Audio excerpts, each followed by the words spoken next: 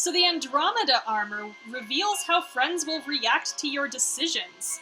For 25 diamonds, you basically get a walkthrough, which you could get for free if you Googled, or if you're like me and you just have a vague idea of how people are going to react.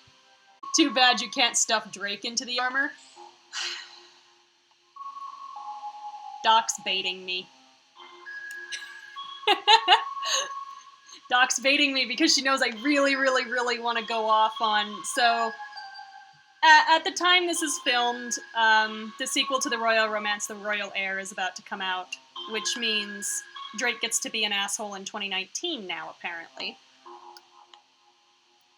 And I'm sure my lovely viewers have noticed that Jake and Drake are the exact same archetype down to the name. Yeah, everyone is going to react badly to everything you say, Drake, except here's the problem with Drake. I don't think he'd care. I think he would legitimately pick whatever is going to make everyone react badly to him because he's that type of person. I really do. I don't... See, Endless Summer was released, I think it was about a year before The Royal Romance.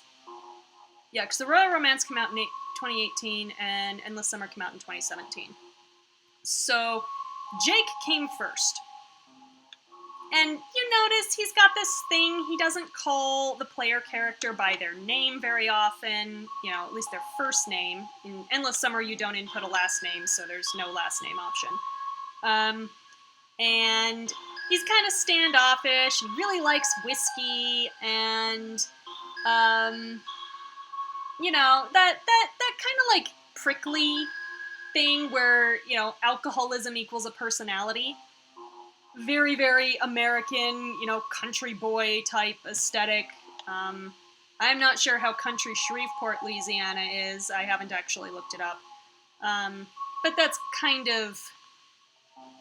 of Jake's thing. But yeah, like Risa says in the chat, Drake's behavior is not out of ignorance, but out of the need for attention, and the wrong kind of attention. So when they turned around and they took this archetype, they basically took that archetype, shook out all the emotional intelligence and everything that, like, made this guy not completely insufferable. And then you got Drake, who is completely insufferable, and is, you know, out and out antagonistic to the player character for almost 3 whole books. The only time that we actually see him apologize outright and attempt to make amends for his actions is, like, a chapter before the end where he's falling down drunk in a wine cellar. So, yeah, that's not a good look. Like, you compare that to Jake, who, as soon as he found out Furball could understand English, was like, "Oh no, I didn't mean to hurt your feelings, I'm sorry." Like, I don't know if this also comes from Jake being canonically older than the player character, too. Drake, I think, is supposed to be about our same age. I think pretty much everybody in the Royal Romance, out of the, you know, core 4 or 5 characters, Bertrand is supposed to be the oldest one, basically, right? So, I don't know if they were trying to go for, you know, Jake is what, like 5 or 6 years older than the player character, I want to say? No, he's got to be less than that. 5 or less, but he's still canonically older. I don't know if they're trying to make him appear more mature than Drake would be, and then they're like, well, Drake is younger, so he'd just be more of an asshole. Like, first of all, not necessarily. Second of all, if he's supposed to be a love interest, you'd really prefer him not to be a canonical asshole.